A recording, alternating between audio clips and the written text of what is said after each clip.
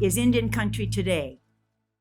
Thank you for joining us. I'm Mark Trahant. Here are the headlines from Indian Country Today. Questions about blame beyond Donald Trump are surfacing in Congress. Markwayne Mullin is a citizen of the Cherokee Nation, and he's a Republican representative from Oklahoma. He's a good example of the complexity of the situation. In a video he released this week, he says we are all to blame. You know, there's a lot of tension going on right now in the country, especially up here in the Capitol. And even with what we're doing this week, I mean, we see Nancy Pelosi trying to bring impeachment articles of impeachment to the floor. And guys, this doesn't help us. This doesn't help us move forward as a country. As a country, we have been fanning some flames for quite some time. And what happened last Wednesday on the 6th was just inexcusable. There's no excuse for that. And as a country, we're better than this, and we need to learn to debate better than this. And right now, people are looking to point fingers at someone to blame. You know, it's Republicans as to blame, it's President Trump to blame, it's the Democrats as to blame, it's Speaker Pelosi, it's Maxine Waters, it's whoever we want to look to blame for what happened. But really, we're all responsible for our own actions. But that same member of Congress is being castigated for two incidents that other members of Congress say put them at risk. The first involves guns in the Capitol. House rules say that members are allowed to have weapons in their offices, but not in the Capitol itself. Even after the attack, Mullin refused to accept screening at a weapons checkpoint, saying it violated his freedom. And during the insurrection, Mullin was one of the members who refused to wear a mask. And now several House members have tested positive for coronavirus. Both House incidents are under investigation and could result in discipline. Christina Haswood is officially sworn into the Kansas House of Representatives. The Navajo Democrat may be just embarking on her new role in the Kansas legislature, but she's already making history. At 26, she is currently the youngest member of the Kansas legislature, and only its second Native American member. For the historic moment, Haswood knew she wanted to use her swearing-in ceremony to highlight her culture. So she took her oath wearing traditional Dene regalia, which included moccasins, a velveteen skirt, and a red blouse with silver embellishments.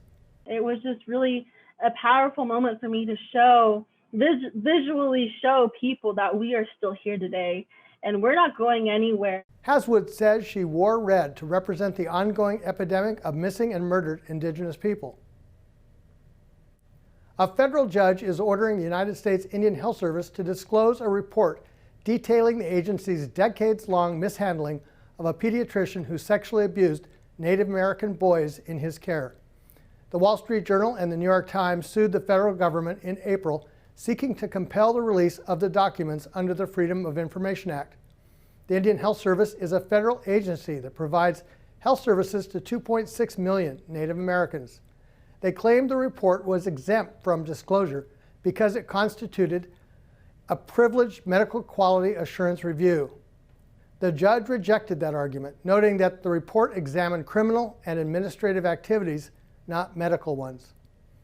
The journal Frontline Investigation found IHS had tried to silence the whistleblower and allowed Weber to continue treating children despite the suspicions of his peers and superiors. Weber was ultimately sentenced to 5 lifetime prison terms and is appealing one of his convictions.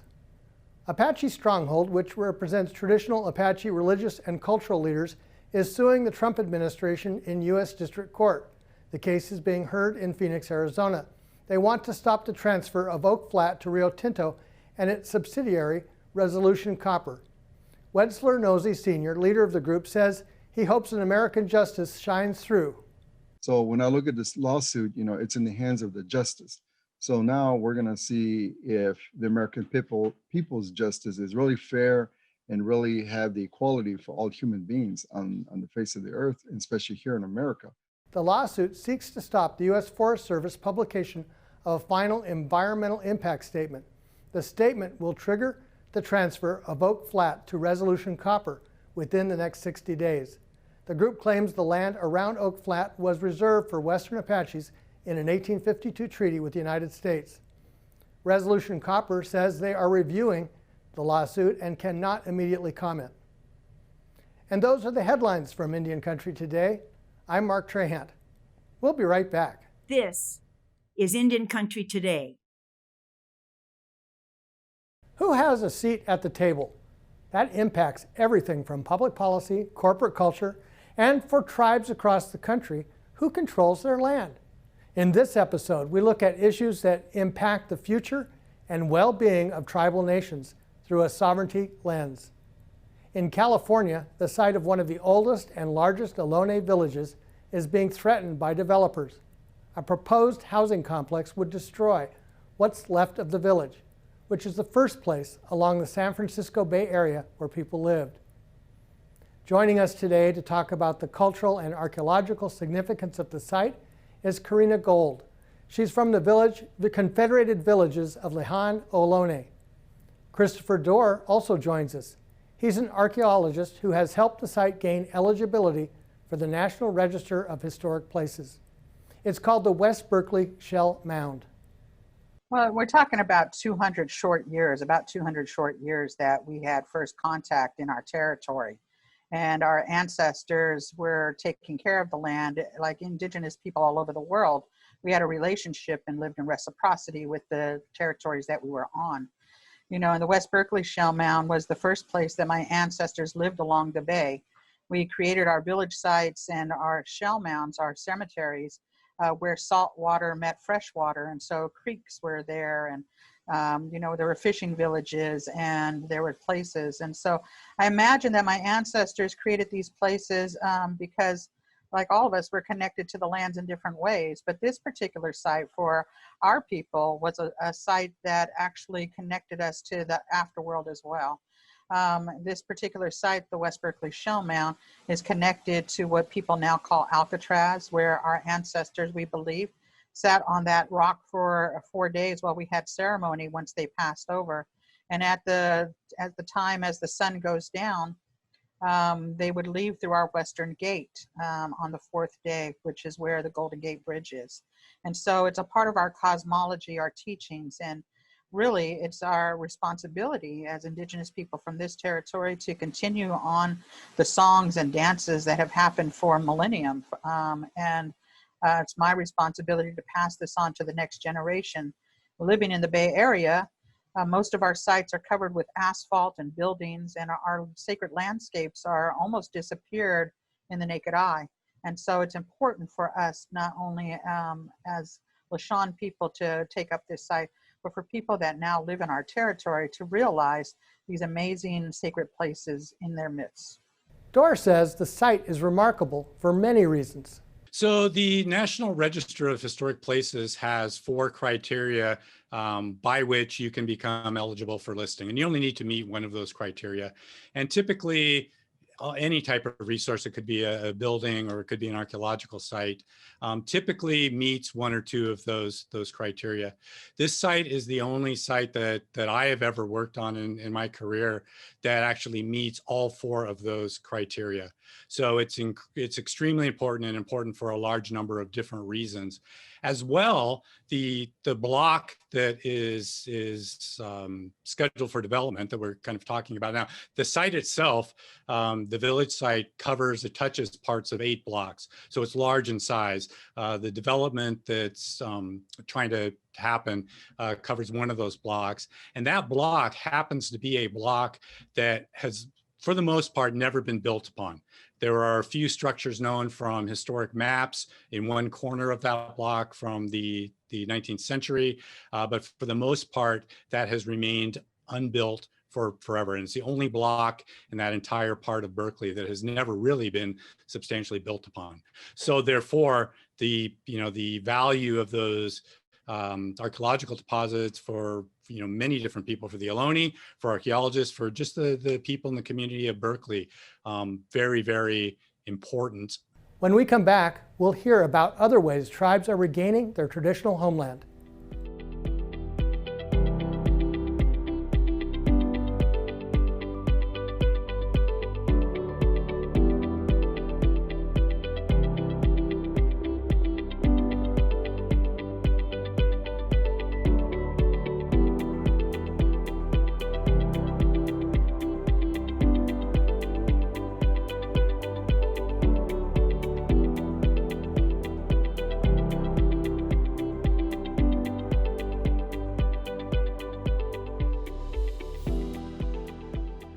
Land is the greatest resource for tribal nations across the country.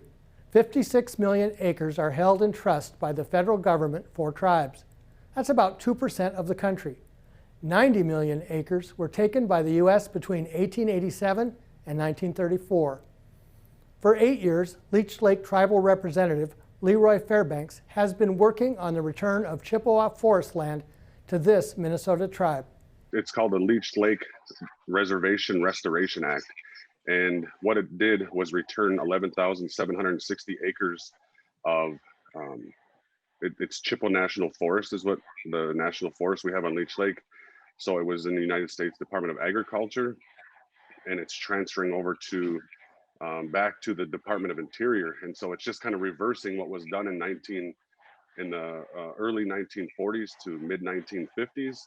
And so at that time, there's a process called a secretarial transfer, where secretaries transfer title from one agency to another, and it was illegally done. And so they were not getting permission of the allottees or the heirs of these lands and this property. And it was happening, and it happened for so long, and then it ended in the mid 1950s. And so here we are 60, 70 years later, kind of correcting some of these historical wrongs that were happening. And for many that know the land issues in and around Leech Lake or northern Minnesota tribes, it was an effort by timber barons in getting access and taking down the beautiful trees and forests that we have here. The Confederated Tribes of the Umatilla Reservation has had a multifaceted approach to land reclamation. Here's land manager Coco Hufford. Well, Umatilla has a multiple approach for land acquisition. First, what we have done is that we've established an inheritance code, which has been adopted, and approved at the BIA level, which allows us to purchase from those that are non-enrolled here. And this is something that was started in 1998 and then re-established in 2008 with an amendment. And then what we do with not only the inheritance code, we try to, and Chris and Indian Land Tenure Foundation has been supportive, is that we do estate planning, will writing, gift deeds. And then what we have is the next component is we have a land acquisition strategy, which because we had progressive Board of Trustees members who thought ahead, leadership that thought ahead, we decided that because of our checkerboard situation, because of the Allotment Act, that we needed to buy those parcels that we didn't own, not only by non-Indians, but Indians from other reservations. And then our other approach has been because of the land buyback program, Department of Interior's program, them coming in and assisting us in 2015 and 2018. We continue to actively go out and look for properties and establish criteria every year for what we need and where we want to go with it. So it's a multiple approach, and it's an approach that we take, and our board approves every year and provides us. Our board of trustees provides us money up to $1 million, million plus every year to be able to do this acquisition process. Chris Stainbrook is president of the Indian Land Tenure Foundation, who helps leverage resources to help tribes reclaim land. There has been a major push over the last 20 years to really reacquire land that was alienated, particularly on reservation, but also the cultural sites. And we really saw that ramping up in the last few years as the tribes have had more resources, both from gaming and from the land buyback program that Coco mentioned. Those lands get leased, and those revenues come into the tribal coffers, and there's more land, more capital available for acquiring land. The other thing we've seen is non-Indians beginning to take an interest in returning land to Indian people and the tribes. And we see various contributions of land, not always big tracts of land, but important tracts of land. So cultural sites, some of the religious sites that the tribes still hold an interest in. At the same time, there are pressures, and particularly now that we've had the virus around Indian country, Those pressures have kind of slowed the progress, if you will, but we still see it going on. We see pressures on some of the religious institutions to return the land on reservations that they were given early on. And I think it's important that examples like Umatilla and Leech Lake are out there so people can see that it's not howling at the moon, it's actually happening. And you just have to put a plan together and move toward it. We're working with a village in Alaska right now, Taslina, that's trying to get land back from the Catholic Church. It was a boarding school for a long time. It was a polluted site, and the Catholic Church was forced to clean it up. And they would like to get paid at least the amount of cleanup that they did. We see those types of things. We see counties and cities starting to say, perhaps, we should return this land. In 2008, we helped a county in Washington State give a county park to a tribe. The tribe didn't have the funds to really maintain the park. And so we bought them a pickup truck and a lawnmower, and they got the land back in tribal ownership, and they've done well with it. But we're seeing that across the board. That was Leroy Fairbanks, Coco Hufford, and Chris Stainbrook. Rebecca Adamson has had a seat on the board, a corporate board, but few Native Americans serve on these powerful boards. A new California law will change that. I asked her what kind of corporations would benefit most for having a Native presence in the boardroom. Well, the ones that should be are the extractive industries, because they really have, we proved with DAPL, the brilliance out at DAPL and the activists and the tribes and the voice that was heard at DAPL really proved the risk behind operating on indigenous lands without any skill set there to advise you. When we reviewed the companies, there was absolutely only 2 companies of the 52 extractive companies in the US that even had a social committee that would look at this kind of risk. And yet Energy Transfer Partners stock lost 60% of its value because of the social risk by ignoring indigenous rights. I also think that, any industry that's working on land-based utilities, agriculture, transportation, those really need to look at indigenous expertise. But even beyond that, fashion industry, we've seen cultural appropriation in the fashion industry. Dolce & Gabbana just really went up against the wall when they really blew it in China with their last supposedly fashion show. I mean, it would be a better question to say who wouldn't benefit by having an indigenous people and expertise, experience, and our values at the table. And so that's where this happens, and that's where we have to be. I went on there, and once we did what became community notes, and over the first 10 years, it raised $2 billion in community notes, investing into low income. That all came out of indigenous thinking right from the Lakota Fund. Then I was able to really focus on indigenous people's rights, and I created the first indigenous people's investment screen, I compiled all of our declarations of rights into a set of criteria for investors. And by 1999, it was becoming the first indigenous people's investment screen and helping investors select companies that were upholding our rights or avoiding those that weren't. Since that, I also went out and trained 600 brokers on the screen. We get pushback in weird places. We had the environmentalists saying, oh, we cover indigenous people under our environment screens. We had human rights saying they covered indigenous people under the human rights. It didn't include our intellectual property. It didn't include our culture. It didn't include self-determinations. So it's just key. And it was because an Indian person was there that it was able to really address those things that are so crucial to us, like self-determination. So we have to have some kind of unified way to look at board diversity with Indian country being part of that equation. Thanks, Rebecca. We'll be back to bring context through an Indigenous lens.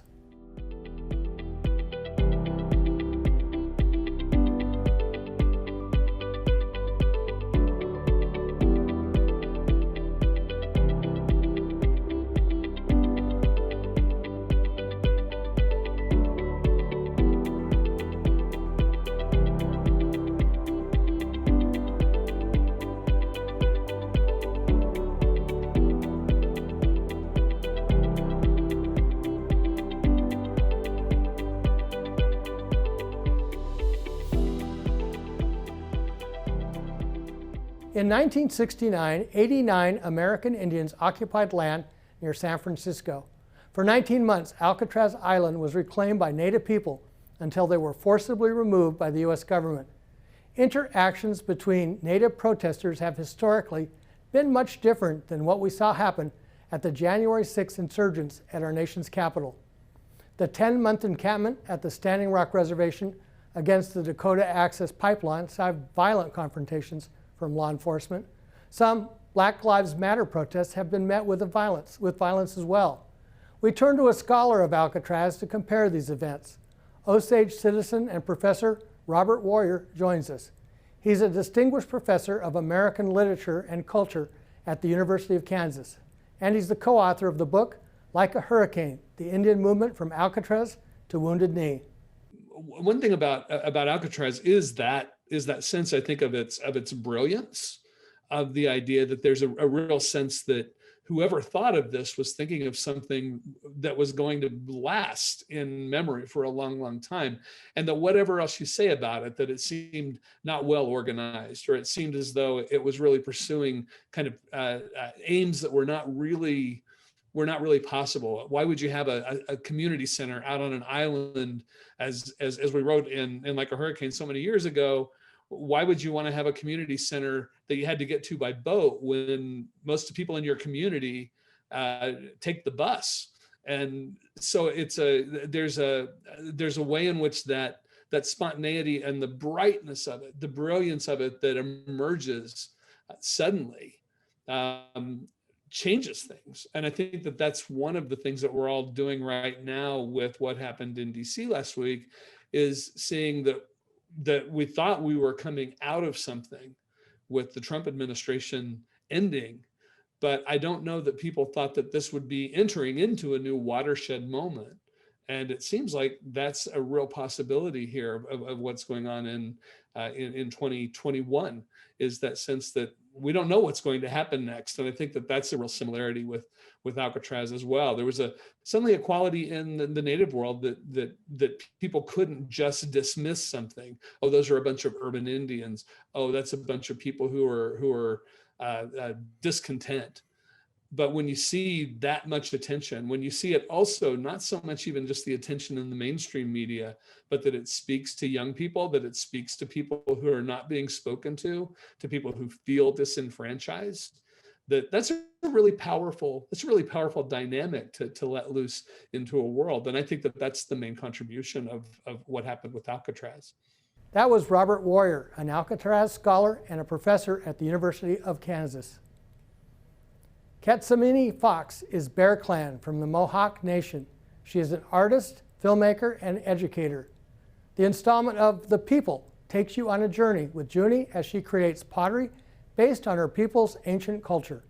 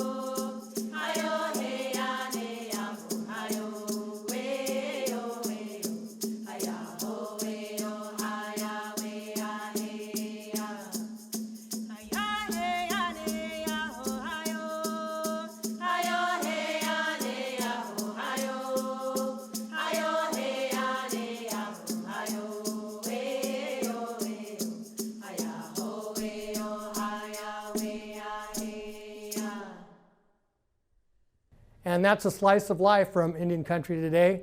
Thanks for joining us. Have a great weekend. I'm Mark Trahan.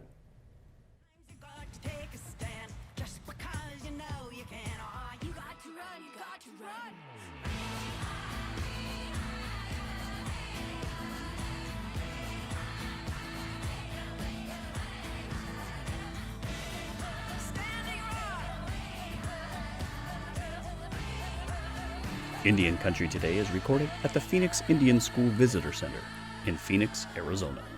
This is Indian Country Today.